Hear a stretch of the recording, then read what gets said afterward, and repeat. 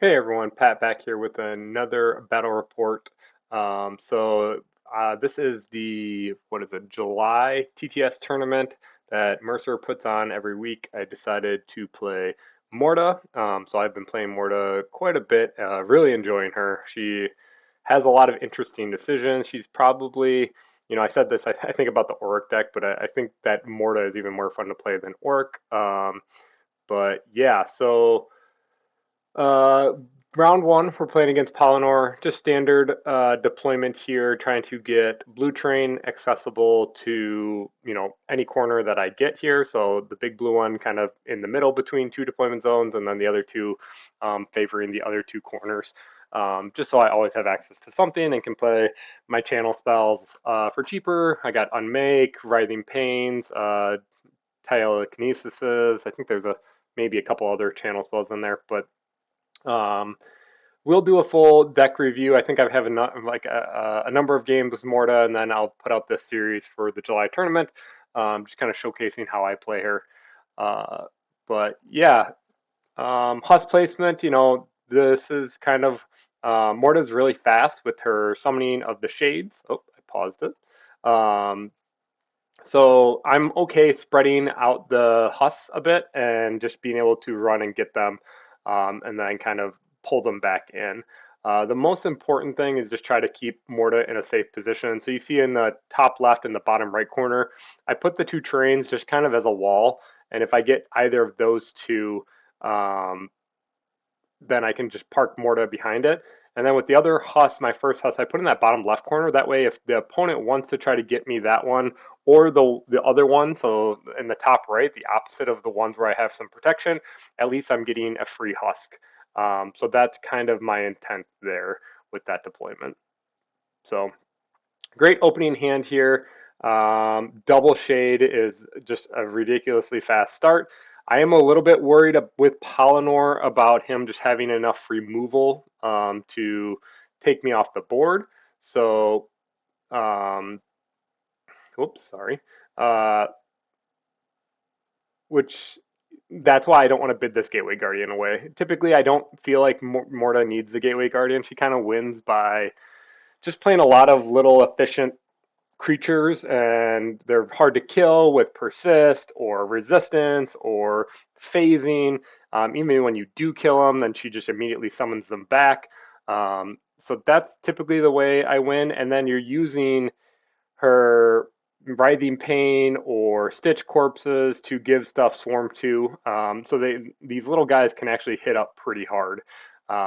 So she's really fun. I would call her it's kind of crazy because she's a tempo seeker. So a tempo is a deck archetype, and we'll do an episode on the future, kind of talking more and exploring more about archetypes. But essentially, you're kind of this in betweener deck that is, you're constantly putting out threats and pressure while kind of playing a bit of control, but it's not like full lockdown control. You're just wanting to play like a well-timed counter that's just going to tip the scales and win you the game. It also is paired very frequently with card advantage, so you're usually you are burning actually more cards and playing more cards than your opponent, but usually you have some kind of card draw engine that kind of just keeps you going. So you just over time kind of attrition them down. Um, so it plays differently than control, right? Or control, you're just not giving up anything, not letting anything go through, and then eventually you'll kind of kill them with like one big threat. This is more about little guys doing like chip damage here and there and just kind of wearing your opponent down, more in a kind of like an aggressive fashion.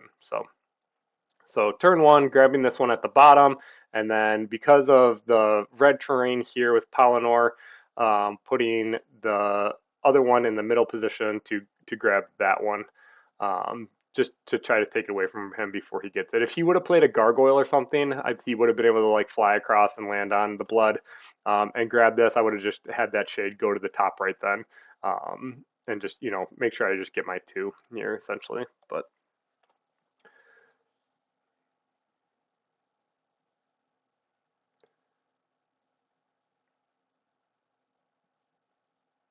So no damaging spells from Polinor is a pretty lucky start. I think that like a double twin flames doing 6 damage to the shades and shots and stuff. Sometimes Polinor can just whittle you down, or if like they decide to start going a ham on Morta, that's a bit of a problem.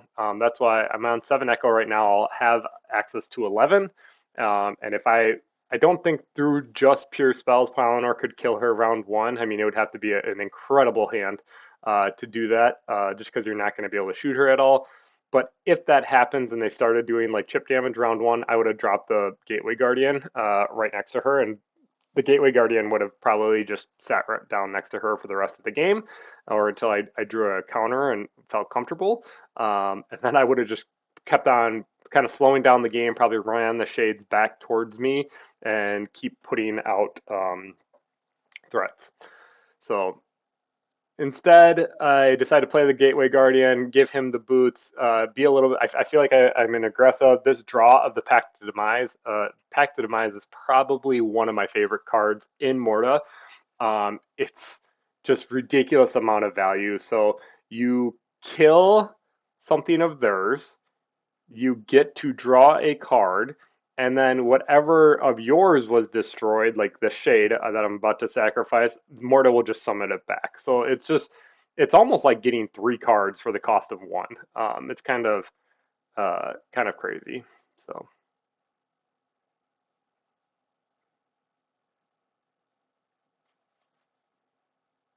I guess it would be 2 cards, but it's usually a card that 2 for 1s herself. But if for with Morta and Necromancy and her legacy to be able to draw a card whenever you defeat something, it's just a lot of value. And she really, I think the most important thing with Morta, and the reason why the Writhing Pains are in the deck as well, is Morta needs to kill something turn 2 or 3, to really get her legacy and her card draw engine going. Because then you can chain things like Stitch Corpses to give Swarm 2 to your Shades or your Crossbowmen, to really kind of hit up, and just you keep on doing that. It's like you discard a Stitch Corpse, get Swarm 2, kill something, go get another Stitch Corpse, and something else kills something. It just kind of snowfalls from there. Um, I would highly recommend for people playing Morta, just do not play your Stitch Corpses unless you absolutely have to. And even if you do have to, never play them back by Morta.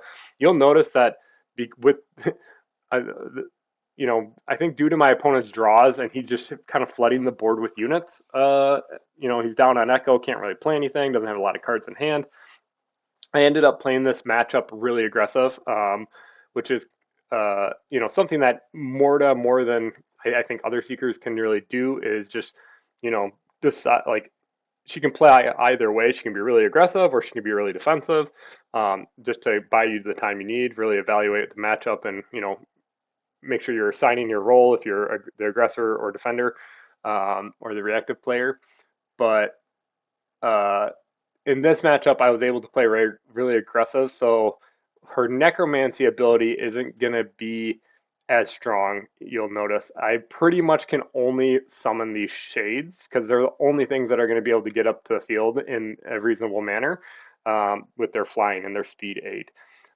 So just I guess I bring that up because like there's been games where like I have an opener with it, Stitch Corpse and like one other Fallen, and I usually bin those games depending on how fast I need to be. I'll actually mulligan with that hand just to try to get 2 other different. Because if you're summoning a Stitch Corpse, it's really not going to do anything for the first 2 to 3 rounds of the game because they're so slow and they just have to get up the field. If you can deploy a Stitch Corpse, like reinforce it off of an unengaged model into an engagement, that's pretty good to deploy them. Otherwise, I almost always hang on to them and just treat them as damaging spells for your other basic fallen, if possible. So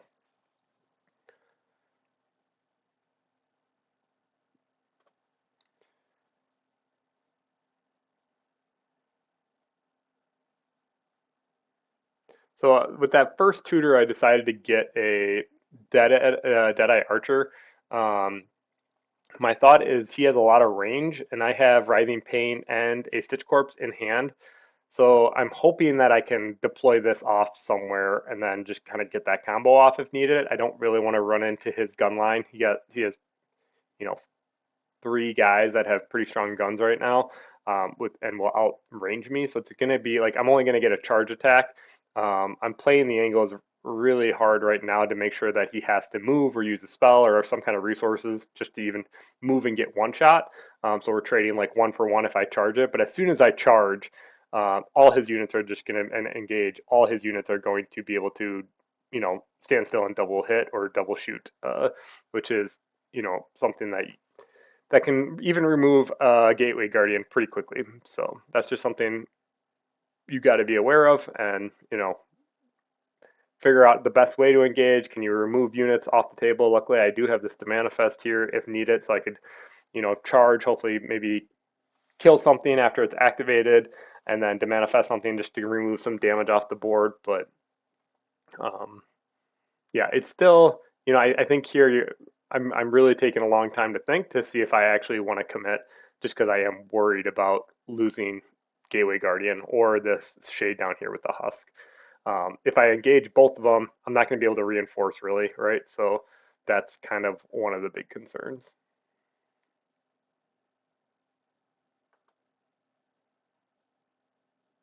So I'm deciding to choose to engage this guy again because that momentum weaver at the top hasn't activated yet. So if I were to charge Polinor, he's double swinging on me. That could be 6 damage down to his already on 14. So leaving him with 8 left, which is pretty low. I'm just, take what you can and be aggressive, but don't overextend. I guess is what is happening here.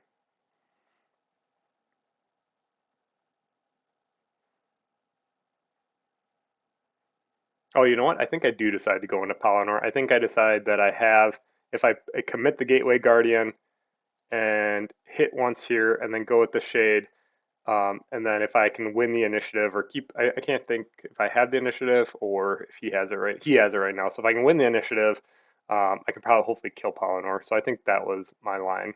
But you could see that was a decision where I thought about a lot. I didn't, it was pretty risky here if I end up not being able to kill him. Polinor and win initiative, I just feel like it's a lot of damage coming in that could take me off the board. So luckily, I also do have the I'm blanking the name, Everkeep Reliquary, and there is a heart up as well as Martyr's Vexillum. So 2 defensive attacks. If he decides to really try to take off the Gateway Guardian, I could swap it to Martyr's Vexillum, and then the Shade can start taking damage for the Gateway Guardian. If he decides to target the Shade, I have protection there for from the Gateway Guardian to stave off some damage, as well as swapping to the Heart.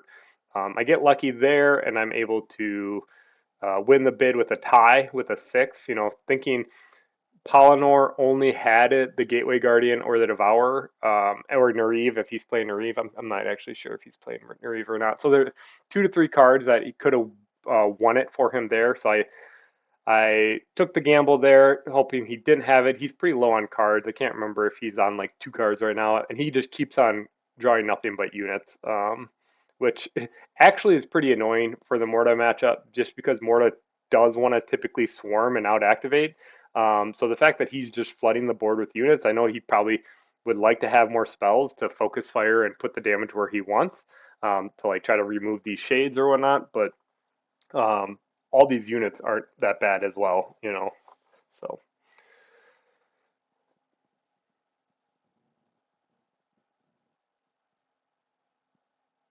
So he's 3 cards right now.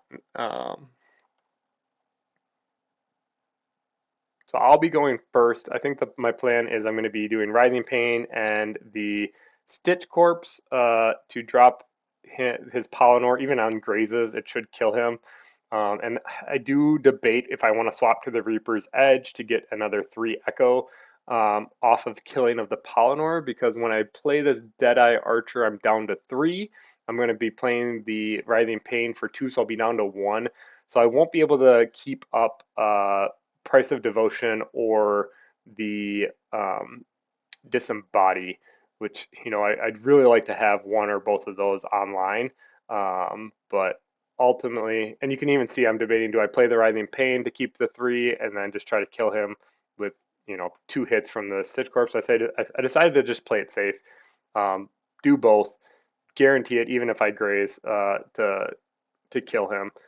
Um, and then I ultimately decided to play more defensive, keep up those 2 defensive relics. See, you can see I even take it. I'm so tempted to keep Price of Devotion.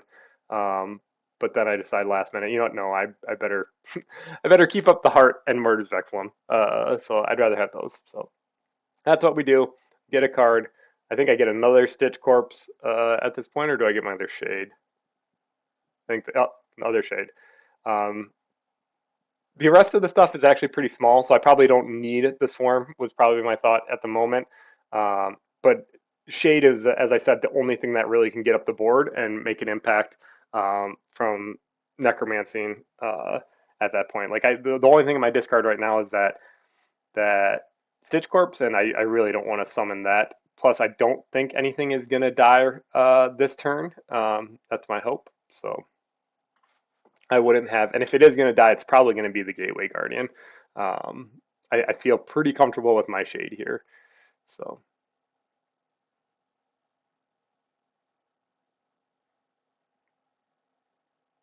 he does cast his first Twin Flame, rolls a 1 on the Gateway Guardian, which takes no damage, but then he rolled a graze, and I accidentally marked myself down 1 damage there. It should have been 0, but kind of, I don't know, little compensation for him rolling a 1. I'll just treat it like a graze because he had Spell Strike.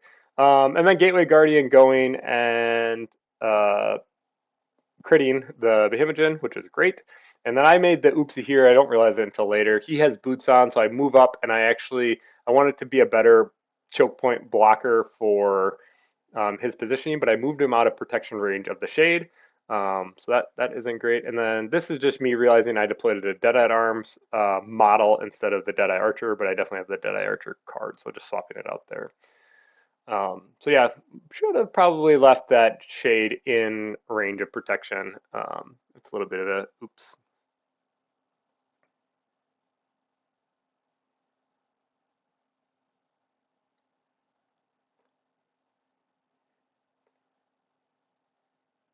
So he's going with the Momentum Weaver, going to be hitting the Shade. 13 will hit, so that's 4. And 19 hits as well. Luckily, I had the discipline to not take the Reaper's Edge, and because of that, I'm able to switch to the Heart when he hits this last one, and then take keep myself alive on 5 health. So, and he has the Gargoyle, but the Gargoyle has to move and hit, so he couldn't even kill me on a crit. And I think his last unit is a Behemogen. So I'm that Shade feeling pretty safe for the rest of the game. I'm glad that I was able to get away with it. And in a pretty good position here. So summoning the Shade out.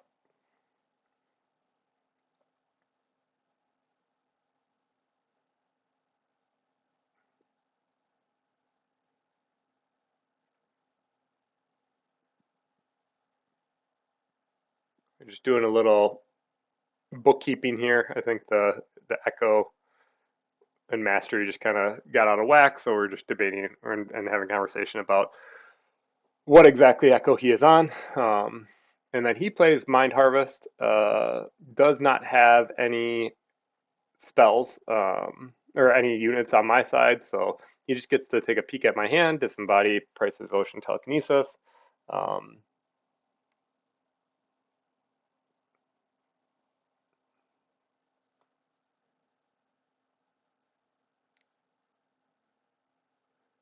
I think he was hoping that maybe hit a big unit or something like that, get some more Echo. Next turn, he can deploy Polinor from there. And other than the Shade running up and now having a place to deploy, I guess that Shade is engaged, so I could have reinforced this kind of flank as well, no matter what.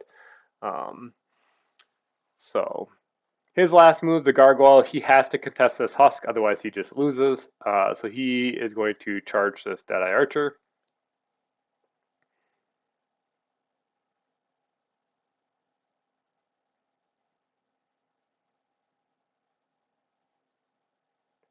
So with my last two activations, I will move over with my Shade, take a swing, and then with my Archer, I believe I just walk away to try to shoot him as well, because these two guys should be able to take him on, and I don't think he can really commit any guys from the last, like the Memento Weaver, to this Husk.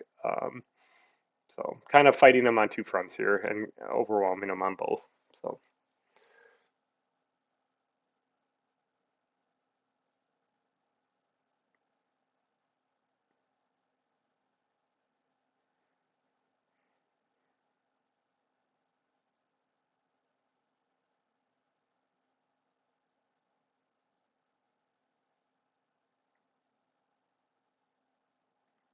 All right, nice. Next round, I have Thrice Murder, which is great. I would definitely bid him here if he contests initiative, just to keep it. Again, only having to dodge the Devourer and Gateway Guardian. He's also, I think, playing 35 cards in his deck, so I feel pretty confident that I can, still dodge it. But it's not the end of the world if I miss it. I still retain it.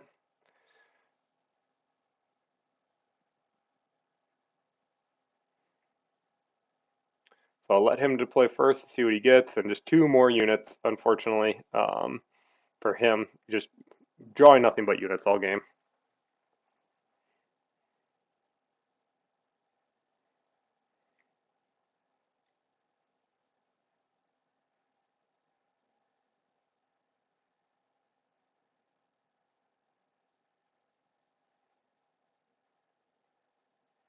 And then at this point in the game, I feel pretty comfortable I'm going to win. So my mindset is, okay, how do I maximize mastery? Because unfortunately, it is still mastery differential for this game. So coming over here, going to see if this guy, oh no, I'm going to guarantee it with the Stitch Corpse. That's what I do. So guaranteeing that I kill this guy unless I roll one, kill him.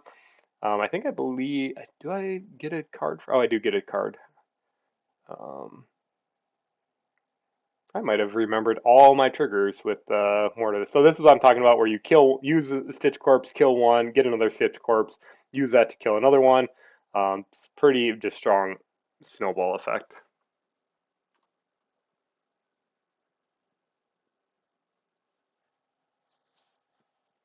So here I'm going again with the, this time I use the Stitch Corpse actually to do resistance one. I kind of forget that the Gateway Guardian is there to protect, but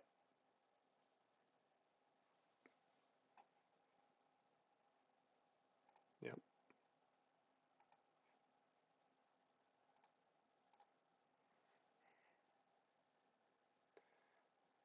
Shouldn't need it though. So at this point, just grab a Deadeye arm so that he can try to run up the board and be relevant, or give someone persist if they needs it.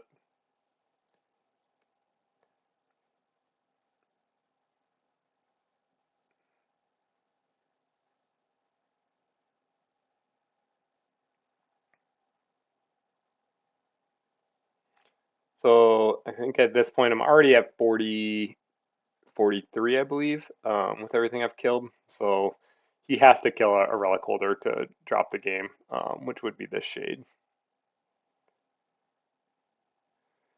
But with the Gateway Guardian there, I don't think it's going to happen.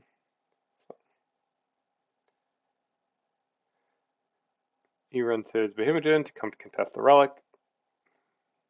And I'm just going with all these back guys just because I want him out of activations in order to have a complete game state where he can't mess with anything, and I don't like overlook something like a weird shift move that would do something, or I don't know, just something that I'm not accounting for. So just use these activations. I still have Echo in hand to play Disembody or Price of Devotion if need be.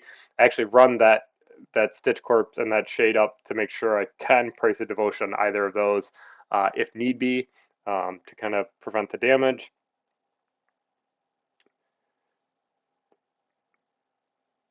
He's just kind of pushing me a little bit with the Momentum Weaver here.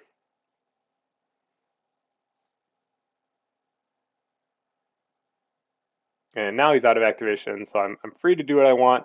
I come here and I get greedy trying to double, well, I'm trying to cap mastery, so I was like, I'll hit the Scholar first and see if I can hit And then I graze, so I do 3, and then I realize, well, I want the guarantee, and my plan is to TK this Behemogen into the Flesh Gardens to do 3 damage, which is what I do, but I should have just grazed and killed the Scholar and moved the Behemogen away, because that would have gotten me 4 Echo instead of 3, or 2 rather, so, like, after I grazed, I should have just gone for the hit anyways, because I needed a hit no matter what on the Scholar or Behemogen to kill either. So I should have kept that line, and then that would have gave me 2 more mastery actually.